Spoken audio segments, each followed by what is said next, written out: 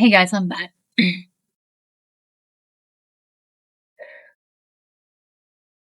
Okay. I really wished I didn't have to be doing this. I really do. This is not something that a parent ever plans to have to do. This is not something that I would wish on anyone. This is hard. It's not the kind of hard where you're learning how to do something hard. It's not the kind of hard that you can fix. It's the kind of hard that you just got to do.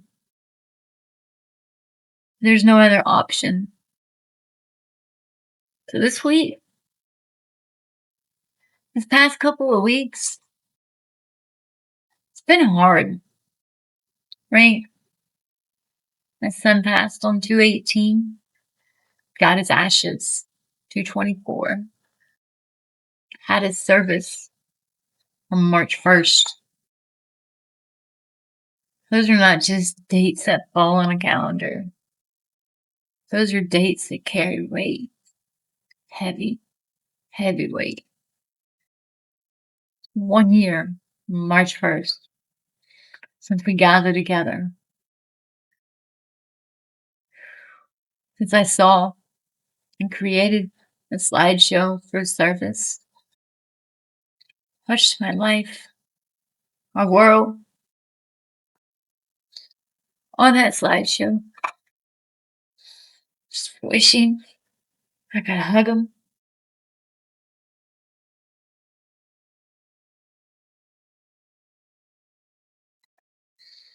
Wishing I could see his face.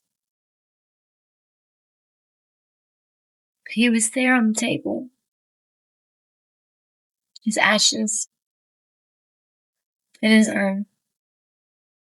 That's not something that any parent ever prepares for. I don't have a book on it. How to do it better. How to hold myself together better. I'm only doing what I can do to not fall apart. And if that's this right here, I couldn't do it. Because I don't break pinky promises. I don't break pinky promises. And I made a pinky promise to my son. And at the same time, last year, when I stood up there in front of everybody, spoke about my son, spoke about how I trust God, how I'm still gonna love God.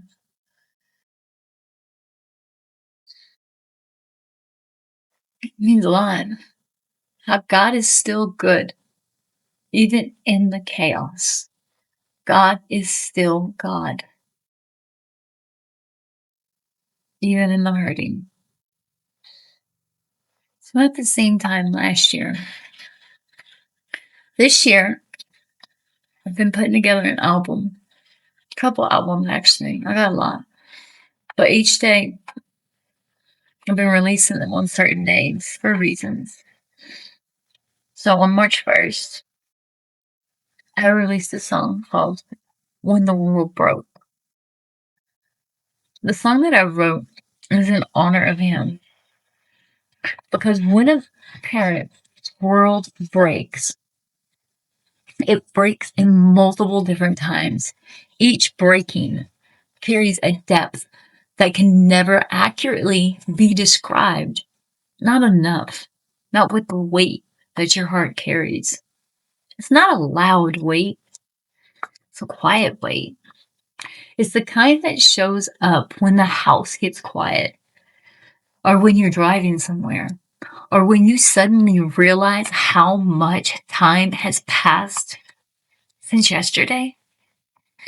And something that I've noticed this week, something that surprised me a little, is how grief can come back through time. moments that you feel like that moment all over again. And your mind, it plays tricks on you, thinking, it's this day again. Can I change it? Can I change the outcome? It's that day again. Can I change one moment and go back to life with my son, with my child? You think it's a do-over. You think you can grasp. It's not a do-over. It's a nightmare that you already know the ending to. You think you're preparing yourself for certain days. You know the dates are coming. You brace for them. You see them on the calendar. But what I didn't expect is how my body would react. It wasn't just memories. It was certain moments felt closer again. Like distance between then and now got a little smaller. And something I've learned through that, something that I want to talk about today, because if I'm being completely honest, as my daughter would say, there have been many moments in this journey where I know without a shadow of a doubt, if God had not been holding me through this, if I was that old person that I used to be 20 years ago, I would not be here today. Not because I'm weak, not because I don't love my family, but because losing a child changes something so deep inside of you. The ground you used to stand on suddenly feels unsteady, unsafe.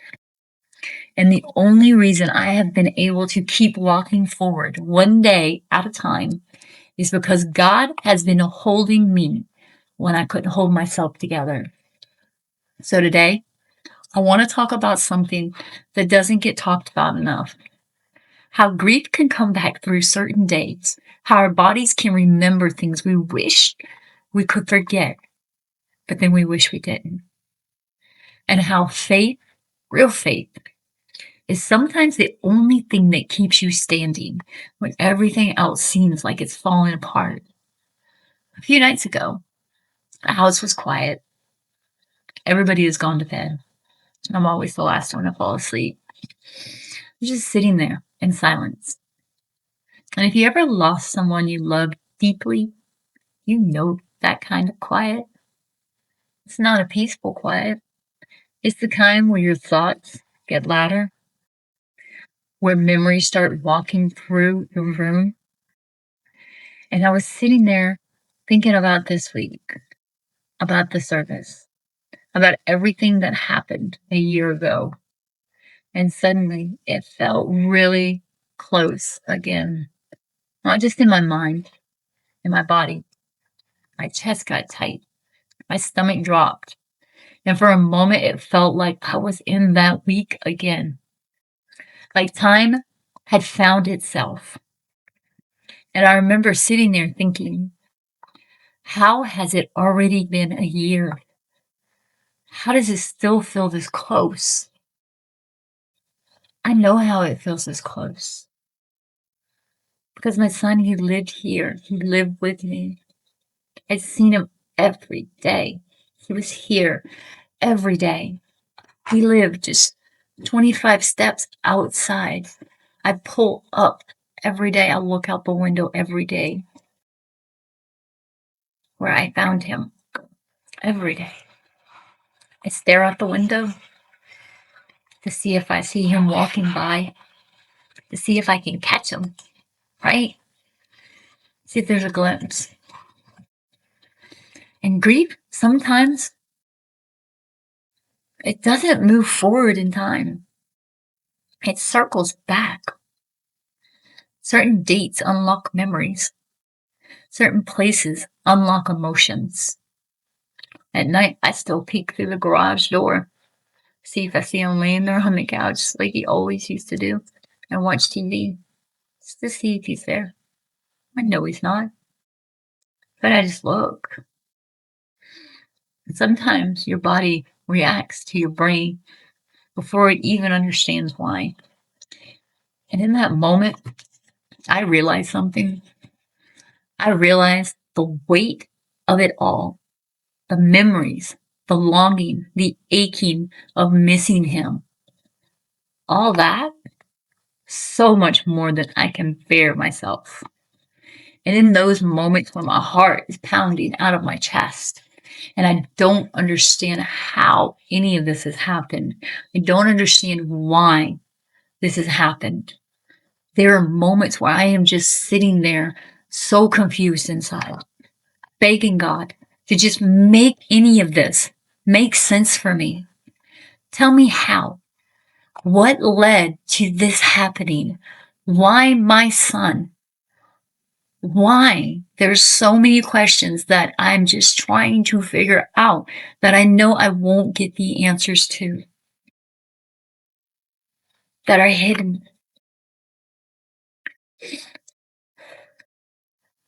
There's so many times I just beg God, God, please just help me make any of this make sense. There was a moment in my son's past. Did I miss something? Was it something that I could have done different? Just one thing that I could have done different to still have him here with me. And in those moments, I had to call on Jesus. It's not a polished prayer, not something rehearsed. It's just honest words. God, I miss my son. I am losing my mind. This weight, God, this weight is so heavy. I need you to hold me. I need you to help me in this moment. I'm crumbling, grasping for air. God, help me. And sometimes that's all you have to say. God, help me. When you don't have anything else. And something I've learned in this journey is that faith, it doesn't remove the pain, right? But faith gives the pain somewhere to go. It gives the moment that you don't have any words. The ears of God that hears what no one else hears. He hears the quiet in you before you even speak.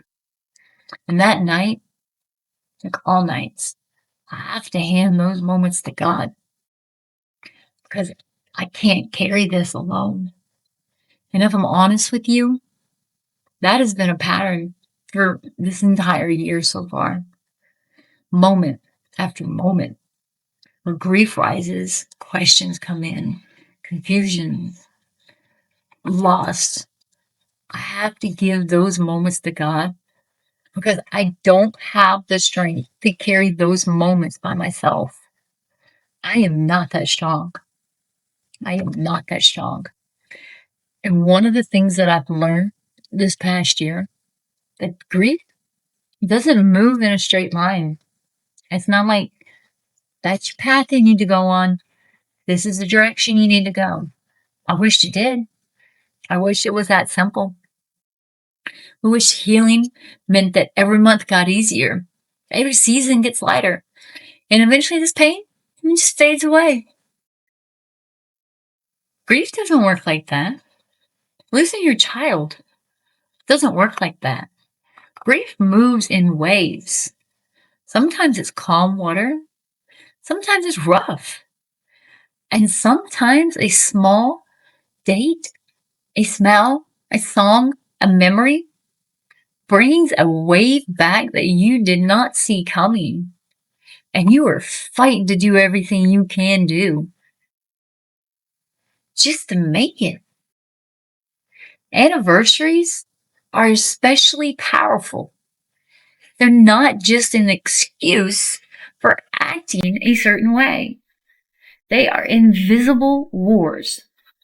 They are the only moments that you have left. No matter how painful they are remembrance if it's just for you to say, breathe. Because calendars remember. Your mind remembers where you were a year ago. Those dates are embedded into you. They're not just another day. They're not just the same old day. They're days that matter to you. They may not matter to anyone else in this world, but they matter to you, so cherish them. If that's all you can do, cherish them. And those memories can come back with surprising intensity. It doesn't mean that you're going backwards. Don't let nobody tell you you're going backwards. It doesn't mean that healing isn't happening. Don't everyone tell you that you're not being healed, that you're stuck. All right, you're still here. I'm still here. We're not stuck. I'm not crawled up in a bed somewhere. I'm not back to the same person that I used to be before I knew God. I didn't give up. I didn't quit. I'm still here. I'm still creating. I'm still doing things for my son. I'm writing. I'm doing songs. I'm creating songs. I'm putting songs out there. I'm creating videos. I'm working on things. I'm being productive. And it's not just stuff to keep me busy. It is stuff to honor my son. It is stuff to honor God. It is stuff for people like me who have nowhere to go, who thinks you're losing your mind. That's why I did this channel. Not to put business out there for anyone, but to give hope that God is still there. And when you love someone deeply, their absence, it doesn't disappear in time. It doesn't change. It doesn't fade away. It never becomes small. And something else that I've learned in this is grief is more than just our thoughts. It lives in our body. Our nervous systems remember what we went through, the shock, the fear, the heartbreak, and those leave impressions inside of you that you didn't even see. So when certain days come around, the body sometimes reacts before the brain can explain. You might feel anxious. You might feel exhausted. You might feel emotions in a way that surprise you that you have no idea that you had. And for some time, I wondered if that meant something was wrong with me because people kept telling me, you've got issues. There's something wrong with you. But you know what I realized? I don't have issues. I love my son deeply. And if that is an issue, I'm sorry. But I'm not gonna stop. Because I am his mom. And it doesn't matter if he is in heaven or he is here by my side. He is still my son. And I will still follow what God tells me to do. And this is what God is telling me to do. Love and grief, they connect you. You can't have one without the other. And that's where faith becomes important. God didn't give up on me. He never left me. He didn't leave me before I even believed in God. He was there. I'm not going to give up on him. Because grief raises questions that the human logic, I can't answer these questions. Why my son? Why him? Why my child? All of us grieving parents wrestle with those. And I'm not going to pretend that faith magically answers them all, because it doesn't. There's still things that I just do not understand, like I was saying before. And those moments where pain feels so overwhelming. But faith has done for me, it has given a place to stand where I don't have any answers. Faith reminds me that my son is not lost. Faith reminds me that God sees what I cannot see. Faith reminds me that his story is not over. Even though this chapter right here hurts deeply. Trusting God with my son is one of the hardest things I've ever had to do. But it's also the only way that I am able to survive this. I made a pinky promise with my son, as I always do. And even on that last day I got to hug him, that last day, I just didn't know that that day was going to be the hardest pinky promise that I was ever going to have to be forced to keep, because I don't break them. So if you're watching this and you're walking through grief yourself, there's a few things I've learned and learning that might help you. First, certain days, they're going to be harder. And that's normal, okay? Anniversaries, birthdays, places connect to memory.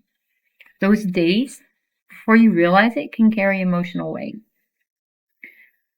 So one thing I've learned to do is acknowledge those days ahead of time. Instead of pretending they won't affect me, I prepare for them. I try to remind others that this day is special to me. So please be patient with me. Sometimes it works. Sometimes it doesn't work. So I have my music, right? That each song that is being released, those dates are embedded with why I wrote them. The dates that they're being released on have memories behind them. They're not just random dates. So I try to lower my expectations for the week.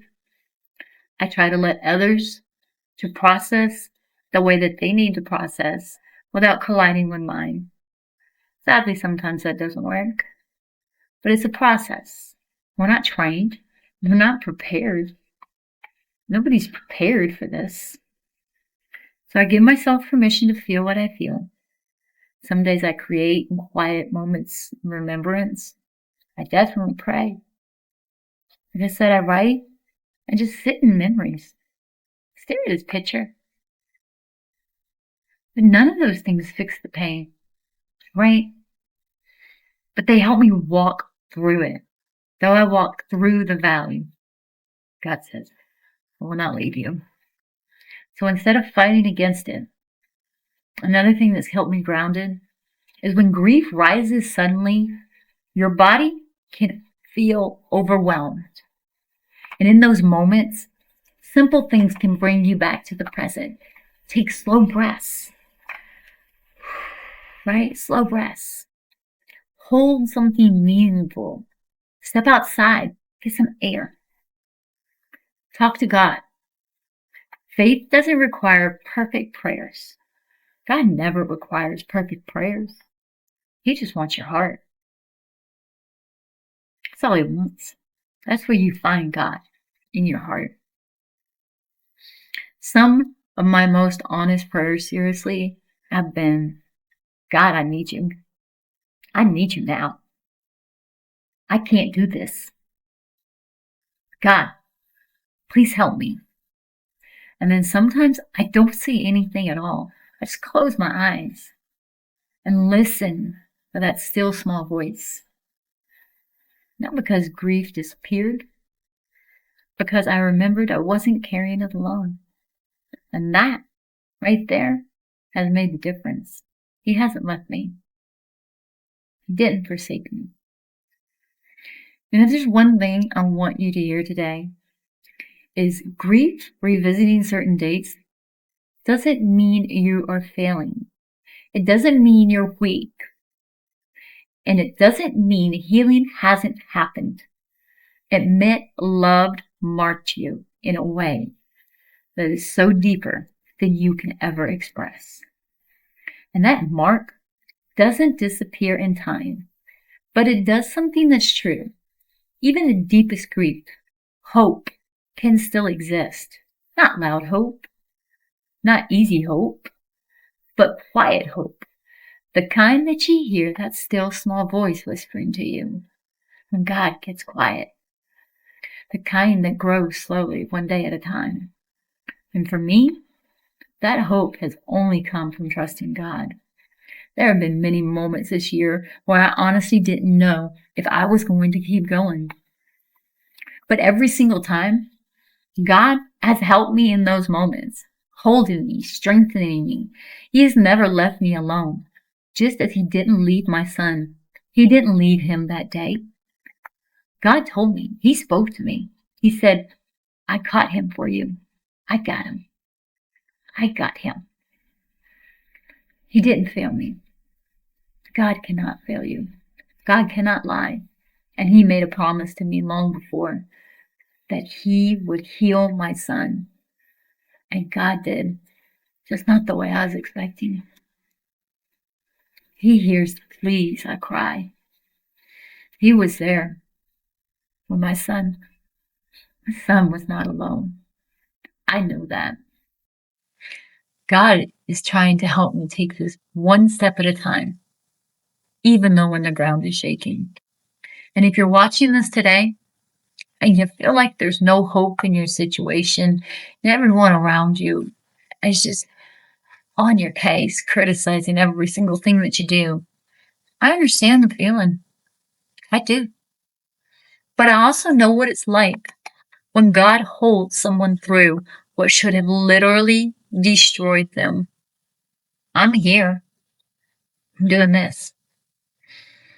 Not because I'm strong. Not by any means. Like I said, I am not strong at all. I'm still speaking. I'm still sharing.